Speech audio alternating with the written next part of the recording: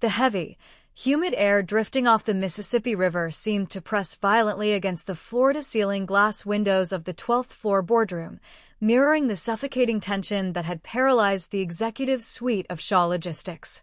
Inside the soundproofed walls, the only audible noise was the rhythmic, clinical hum of the dual-zone climate control system and the faint, irritating squeak of my brother Easton's designer leather shoes as he paced the length of the polished mahogany conference table. Outside, the Memphis skyline was a gray, blurred canvas of low-hanging storm clouds and sprawling industrial distribution hubs, a massive logistics empire that I had spent the last 10 years of my life systematically building from a bankrupt regional carrier into a multi-million-dollar global supply chain juggernaut. I sat perfectly still at the far end of the table, my spine completely rigid, my hands folded calmly over a blank leather portfolio, watching the grotesque display of unearned arrogance unfolding before me. Easton stopped his pacing, leaning his palms heavily against the pristine wood, his face flushed with a volatile mixture of expensive scotch and an intoxicating, newfound sense of absolute power. He slid a thick, blue-bound corporate ledger across the table, the heavy document coming to a dead stop directly in front of my hands, its cover decorated with a fresh, red state notary seal that still smelled faintly of wet ink. "It is officially over, Kendall," Easton announced, his voice booming through the silent room with an arrogant, unchecked sneer that completely laid bare his years of deep-seated sibling resentment. "Our father has officially executed a unilateral, fraudulent voting share transfer, transferring 30,000 Class A priority shares out of your legacy trust and directly into my primary corporate registry. The board convened in a private executive session at dawn while you were out inspecting the intermodal rail yards, and the vote was completely unanimous to restructure our corporate hierarchy effective immediately. You are officially stripped of your operational authority, your signature codes have been removed from our primary capital lines, and I am stepping into the sovereign seat as the sole Chief Executive Officer of Shaw Logistics. I suggest you clear out your Chief Operating Officer office before the close of business today, take your personal belongings, and leave your corporate entry badges on the reception desk. Failures and independent dreamers don't get to command corporate empires simply because they sit in the office until midnight, and it's about time a real patriarch took the reins of this family legacy." I looked past his trembling, arrogant frame to where our father, Arthur Shaw, sat slumped in his high-backed leather chair at the head of the table, his eyes fixed firmly on his golden-toned watch face, completely unable to meet my calm, penetrating gaze. Arthur had spent decades cultivating a public persona of a traditional, self-made industrial magnate, but beneath the superficial layers of his country club prestige lay an archaic, deeply insecure patriarch who desperately feared the brilliant, independent intellect of his eldest daughter. He had watched me pull his dying company out of catastrophic post-pandemic debt, working 80-hour weeks, optimizing complex maritime customs manifests, and securing the high-margin contracts that funded his luxury real estate portfolios. Yet, because of an outdated, patriarchal delusion that a family empire must always be commanded by a son, he had spent months conspiring in the dark with Easton, executing a fraudulent legal maneuver to bypass my employment contracts and strip me of my inheritance. They genuinely believed that their secret voting share transfer was a flawless, lethal checkmate that would leave me broken, emotional, and begging for a minor consulting role to protect my career.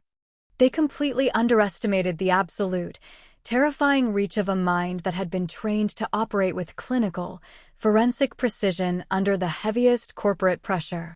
I didn't let a single flicker of human emotion alter the calm, stoic mask of my face, and I didn't give them the satisfaction of a dramatic, tearful confrontation that would allow them to paint me as an unstable sibling. I simply offered a polite, professional nod, stood up from my chair, and walked out of the boardroom, the heavy mahogany doors closing behind me with a soft, definitive click that marked the end of my loyalty to their name. I walked down the quiet, carpeted hallway of the executive wing, stepping into the absolute sanctuary of my 12th floor COO office, locking the solid oak door behind me with a sharp, definitive turn of the deadbolt. The room smelled of rich espresso, old leather, and the crisp, clean scent of high-end corporate compliance documents, a workspace that had functioned as the nerve center for the entire Southeastern distribution network. I walked directly to the far wall, where an original, framed architectural blueprint of the historic Mississippi Delta shipping terminals hung under custom museum glass. I reached behind the frame, my fingers brushing against the cold, brushed steel of a hidden, high-security biometric wall safe that I had personally installed years prior using an independent cybersecurity team. I pressed my right thumb against the glowing glass scanner, a soft, mechanical chime echoing through the quiet office as the heavy reinforced deadbolts slid back, revealing the dark interior of the vault. Inside the safe did not sit stacks of untraceable cash, rows of gold bullion, or sentimental family heirlooms. It held a single, pristine black leather binder containing the original, certified incorporation folders for an independent corporate entity called KS Warehouse Advisors LLC.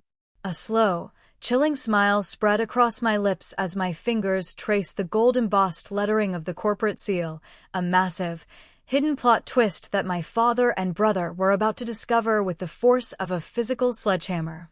Easton and Arthur believed that I had spent the last 10 years blindly pouring my sweat into their family firm out of a naive, submissive desire for parental affection. In reality, my extensive background in corporate law and asymmetrical business warfare had taught me early on that a traditionalist family dynamic is a parasitic entity that will always attempt to plunder the worker to feed the golden child. A decade ago, before I signed my primary chief operating officer employment contract with Shaw Logistics, I had engineered a silent, parallel operational infrastructure that remained completely invisible to their amateur accounting teams.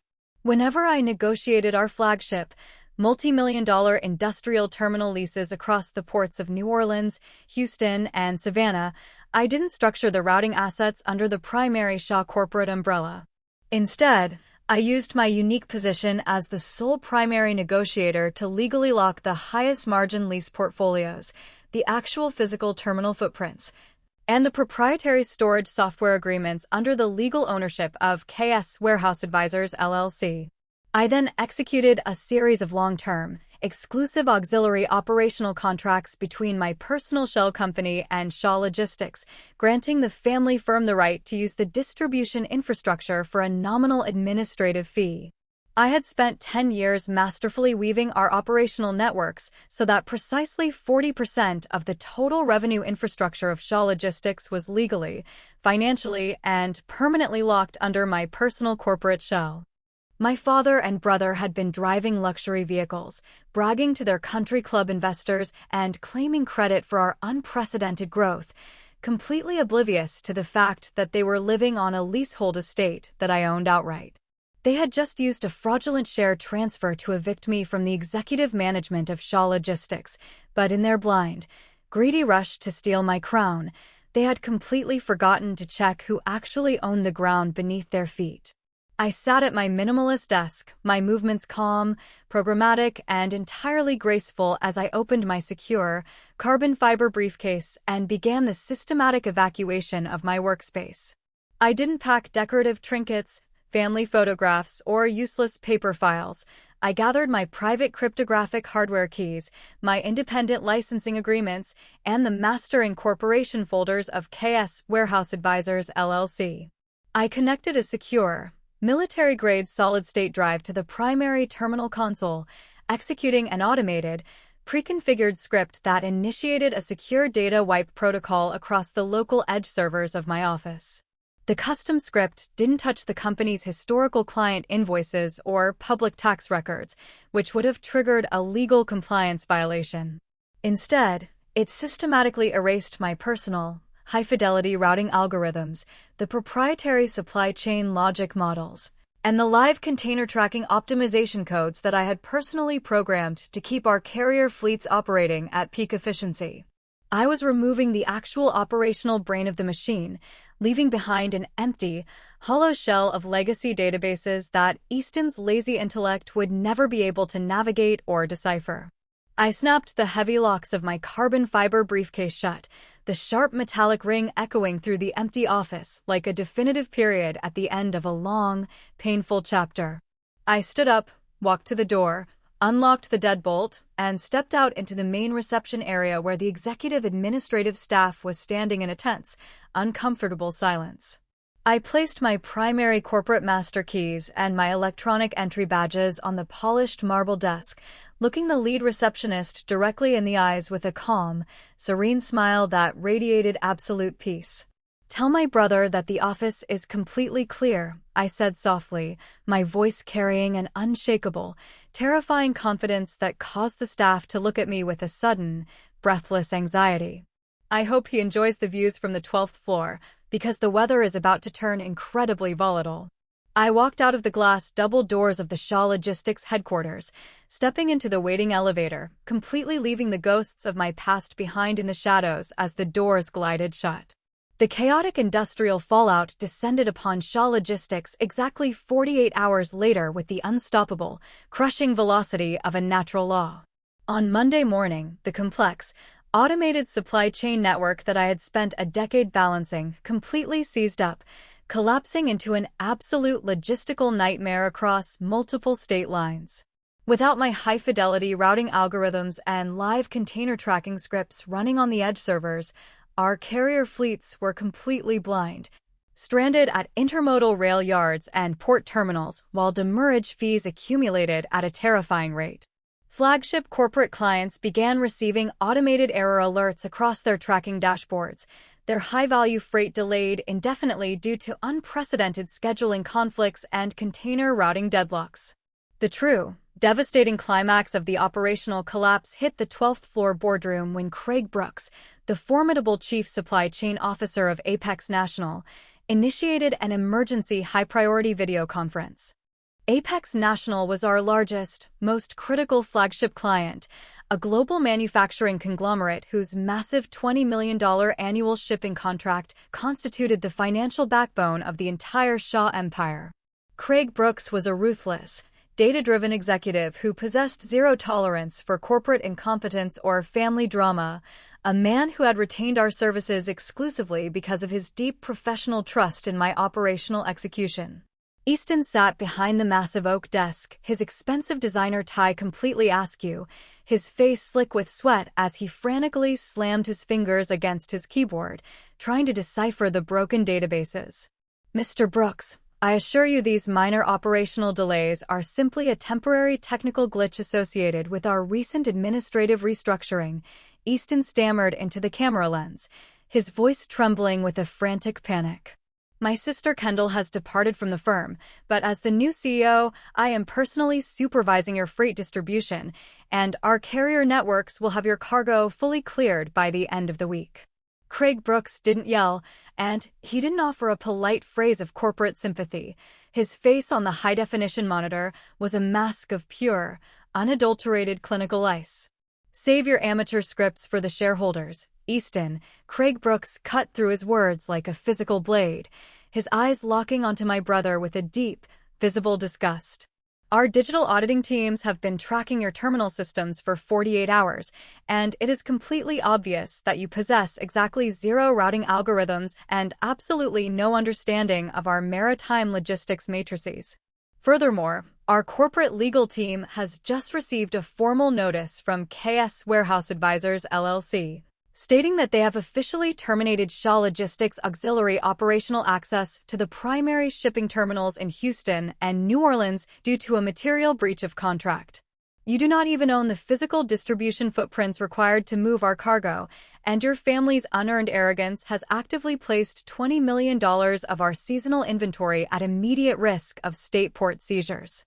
We are officially terminating our contract with Shaw Logistics for cause effective immediately," Craig Brooks announced, closing his corporate binder with a heavy, definitive snap that echoed through the speaker systems like a thunderclap.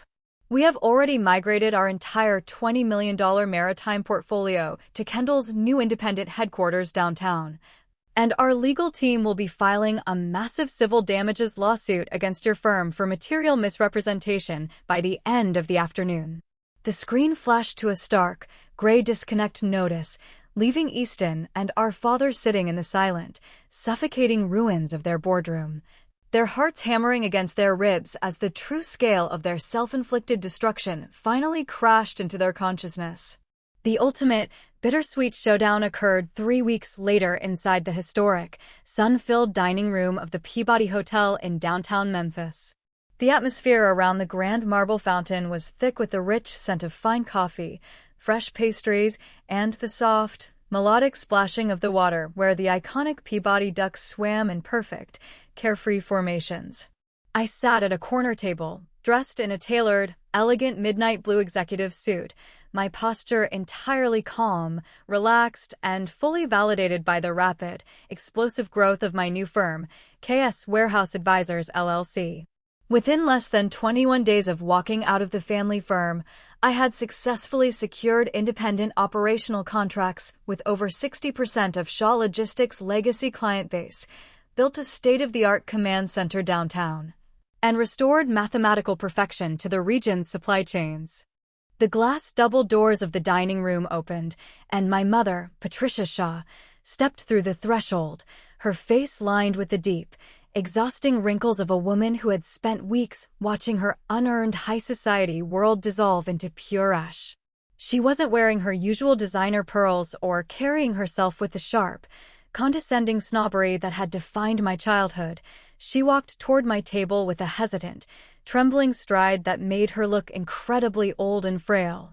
She dropped heavily into the upholstered chair opposite me, her hands shaking violently as she clutched a leather handbag that was entirely empty of its old social power. "Kendall, please, you have to save us. Your own family is completely drowning," Patricia whispered, her voice cracking into a ragged, desperate sob as she reached across the white linen tablecloth to try and grab my arm. "The bank has officially initiated foreclosure proceedings on our country club mansion. Easton's luxury corporate vehicles have been repossessed by the lenders, and the civil lawsuits from Apex National are going to force the family firm into an absolute liquidation by the end of the month. Your father is having severe chest pains from the constant stress of the court hearings, and Easton is locked in his room drinking himself to sleep every single night because his career is completely dead. We only executed that voting share transfer because we were desperate to build a permanent, secure masculine legacy for the family name under your brother's title. We always knew you were the brilliant one who kept things running, Kendall. We swear we did. Please, call Craig Brooks, withdraw your personal terminal lease restrictions, and come back to the 12th floor as our sovereign managing partner. We will give you whatever salary you want. Just don't let your own bloodline rot in public ruin." I quietly stepped back, removing my arm from her reach, my face remaining entirely serene, a cold, calculating satisfaction settling deep into my chest as I looked at the woman who had spent a lifetime gaslighting me for the sake of her favorite son. "You didn't care about the family name when you sat at that kitchen table and watched Dad forge my legacy trust signatures to fund Easton's luxury real estate portfolios, Mother," I said, my voice smooth, quiet, and carrying a chilling level of peaceful finality that silenced her cries completely. "You didn't care about my survival when you proudly told your country club friends that I was just a nameless public servant with nothing to show for my life except an office chair. You spent decades training me to accept your emotional neglect and to sacrifice my hard work just to shield your favorite son from the reality of his own lazy incompetence, fully confident that my silence was a bottomless resource you could plunder forever. Today, the bill for your choices has officially arrived, and I am not wiring a single dollar of my capital or spending a single hour of my life to rescue you from the desert of your own creation." I pulled a formal, single-spaced restructuring proposal from my briefcase, sliding it quietly across the table until it rested directly against her trembling fingers. "If Shaw Logistics wants to continue utilizing a minor, secondary fraction of my intermodal warehouse terminals to prevent an immediate, total bankruptcy liquidation this Friday, these are my absolute, non-negotiable corporate terms," I stated with mathematical precision. "Your firm will immediately execute a massive, sweeping 70% headcount reduction, terminating every single one of Easton's overpaid country club executives and closing your luxury auxiliary suites. Furthermore, my personal shell company is officially implementing a 55% emergency premium surcharge on every single container unit that passes through my distribution grids, effectively draining your remaining operating margins to satisfy the trust funds you stole from me." Easton will be permanently stripped of his CEO title, removed from all executive operations, and forced to take a low-level, non-leadership administrative desk role in the shipping yards under the direct supervision of compliance managers I personally vet. You will sign these papers today, or you can allow the state sheriff's department to padlock your 12th floor boardroom doors by 9 o'clock tomorrow morning. Patricia stared down at the documents, her jaw trembling violently as a look of pure, unadulterated psychological defeat washed over her features. Her weaponized maternal tears completely drying up as she realized she possessed exactly zero leverage over her daughter's heart. She slowly pulled an expensive pen from her purse, her fingers shaking as she executed her administrative signature on the bottom line, completely surrendering the final remnants of their unearned pride to my sovereign control. I stood up from the table, gently accepting the signed corporate decree and placing it securely inside my carbon fiber briefcase, before turning my back on her without a single beat of hesitation, regret, or emotional weight. I walked out of the Peabody Hotel, stepping into the bright, warm afternoon sunlight that flooded the streets of Memphis, the cool river wind rushing past my face as a profound, permanent sense of total liberation settled deep into my soul. The house of cards they had built on a foundation of unearned privilege, architectural fraud, and patriarchal delusions had completely dissolved into pure ash, leaving behind the clean, unbreakable reality of my own self-worth.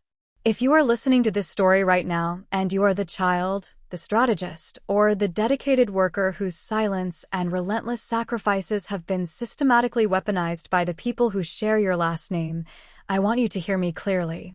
Your value is never defined by the absolute blindness or the predatory greed of a toxic household dynamic that refuses to see your true worth. Strength does not mean enduring financial fraud, emotional manipulation, or corporate eviction for the sake of an artificial family peace that only serves the thieves in your life.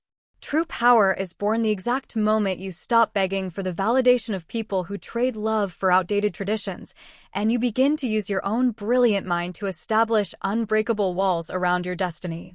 My corporate victory was a beautiful achievement, a complete deployment of forensic strategy that permanently saved my legacy from the hands of family traitors. But the true victory, the one that allowed me to look into the mirror every single morning with a peaceful, confident smile, was the absolute freedom of knowing that I am more than enough. Home is not a geographic structure defined by a shared surname, a genetic code, or the toxic obligation to sacrifice your youth for people who treat your existence like a convenience. Home is where your boundaries are treated as absolute, where your hard work is genuinely honored, and above all else, home is where you are respected.